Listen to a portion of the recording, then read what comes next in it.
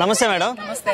ఢిల్లీలో బీజేపీ మొత్తానికి చాలా రోజులు 22 సంవత్సరాల తర్వాత సీఎం కుర్చీ ఎక్కబోతుంది, అధికారం చేపట్టబోయే ఎలా అనిపిస్తుంది మేడం?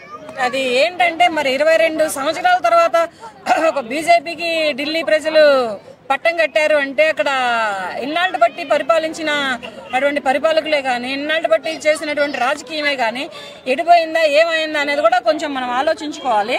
ఎందుకంటే ఇది మరి ఇంత చిత్తుగా ఇంత అన్యాయంగా ఓడించారు అంటే ఇక్కడ చేసిన తప్పిదాలు ఏమున్నాయి, వీళ్ళు చేసిన పొరపాట్లు ఏమున్నాయి. మరి కేజ్రీవాల్ గారు అయితే అలాగా చేయరంట, కానీ ఇతను ఎక్కడికక్కడికి మేలు చేస్తారంట, చాలా మంచి పనులు చేస్తారంట. కేజ్రీవాల్ గారి గురించి నేను కూడా విన్నాను.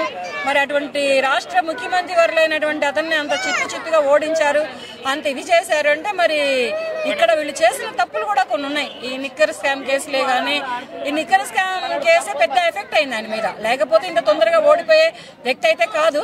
కానీ ఈ నిక్కర్ స్కామ్ ఇక్కడ ఈ రాష్ట్రంలో కవిత, ఆ రాష్ట్రంలో మరి కేజ్రీవాల్ గారు కలిసి ఒక రాష్ట్రంలో సిగ్గుపడే విధంగా, మహిళలు సిగ్గుపడే విధంగా ఒక మహిళ, అక్కడ ప్రజలు సిగ్గుపడే విధంగా ఒక ముఖ్యమంత్రి కలిసి అలా చేసి ఇది చేశారంటే దాన్ని బట్టి మనం ఈ రకంగా ఓడించారని, ఆ రాష్ట్ర ప్రజలు ఈ రకంగా ఓడించారని మనం అర్థం చేసుకోవాలి. యాక్చువల్ ఇండియాలో పెద్ద ట్రెండ్ నడుస్తుంది, ఎవరైతే జైలుకి వెళ్ళి వస్తారో వాళ్ళు సీఎం అవుతా ఉంటారు. మరి కేజ్రీవాల్ గారు కూడా మళ్ళీ కొంచెం సైలెంట్ ఓకే. మరి ఆ ట్రెండ్ ని కంటిన్యూ చేయలేపారు కేజ్రీవాల్ గారు. కంటిన్యూ చేయలేపారంటే ఇంత ముందర ఒక రాష్ట్ర సీఎం ఒక జగన్మోహన్ రెడ్డి గారు లోపలికి వెళ్ళొచ్చారు, ఆయనకి ప్రజలు ముఖ్యమంత్రి గారు పట్టం కట్టారు. తర్వాత ఇక్కడ రేవంత్ రెడ్డి గారు వెళ్ళొచ్చారు, ఆయనకి తెలంగాణ రాష్ట్ర ప్రజలు ముఖ్యమంత్రి గారు పట్టం కట్టారు. తర్వాత అదే రాష్ట్రంలో మళ్ళీ ఆంధ్రప్రదేశ్ రాష్ట్రంలో అక్కడ చంద్రబాబు నాయుడు గారు కూడా ఆ వయసులో అంత 74-78 ఏళ్ల వయసులో కూడా ఆయన వెళ్ళి బయటకు వచ్చారు, అతనికి కూడా ఒక పట్టాన్ని అంటగట్టారు.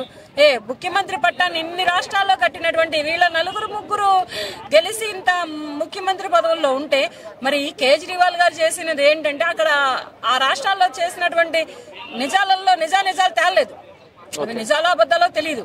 కానీ నిక్కర్ స్కామ్ కేసు వల్లనే ఇతను ప్రస్తుతానికి ఓడిపోయారని నేను కూడా భావిస్తున్నాను. ఓకే, కాంగ్రెస్ పార్టీ మరి పుంజుకోవాలని ఇండియాలో తెగ ప్రయత్నాలు చేస్తుంది, కానీ ఎక్కడ చూసినా కానీ రావట్లేదు. ఈ లోపలనే మన కేటీఆర్ గారు కూడా కంగ్రాచులేషన్స్ టు కాంగ్రెస్ అని పెట్టారు. అసలు ఈ ట్వీట్లు, ఈ కాంగ్రెస్ వాళ్ళ యొక్క స్టాండ్ ఇవన్నీ చూస్తుంటే ఎలా అనిపిస్తుంది? ఆయన కేటీఆర్ గారు కాంగ్రెస్ పార్టీని దెప్పి పొడిచారు, ఇక్కడ అర్థమైపోయింది. ఆయన ఒక ఎత్తిపోసారు అంటే ఇంక మీరు ఎక్కడ చేతగాని ప్రభుత్వం, మీకు అందుకనే కాంగ్రెస్ చెబుతున్నాను. ఇక్కడే కాదు అక్కడే కాదు, ఎక్కడైనా సరే బీజేపీ వస్తుంది. ఒకప్పుడు ఉన్నటువంటి 9-10 ఏళ్ళు ఉన్నటువంటి కేజ్రీవాల్ ని ఓడించిందంటే ఇంకా మీరేమి చేయలేరు, మీరేమి చెందలేరు అనే ఉద్దేశాలతో అలాగా మాట్లాడి ఉన్నారు కూడా కేటీఆర్ గారు.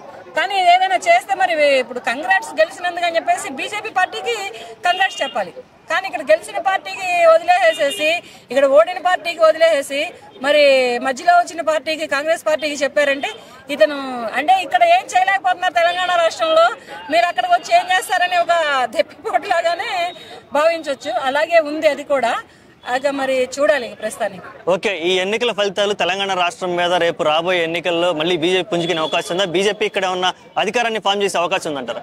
అధికారాన్ని ఫామ్ చేసే అవకాశం అంటే ప్రస్తుతానికి ఈ తెలంగాణ రాష్ట్రంలోనే కానీ ఆంధ్రప్రదేశ్ రాష్ట్రంలోనే కానీ ఎప్పుడూ బీజేపీ రాలేదు. కేంద్రం లెవెల్లో వచ్చింది కానీ రాష్ట్ర లెవెల్లో అయితే ఎప్పుడు రాలేదు. రాష్ట్ర లెవెల్లో ఇక్కడ రాష్ట్రంలో ఎవరైతే పోటీ చేసినటువంటి లీడర్స్ ఉన్నారో వాళ్లే గెలిచారు, వాళ్లే నెగ్గారు, వాళ్లే ఉన్నారు. కానీ ఈ బీజేపీ ప్రభుత్వం అయితే కేంద్రంలో అయితే వచ్చింది, ఇంకంతవరకు రాలేదు.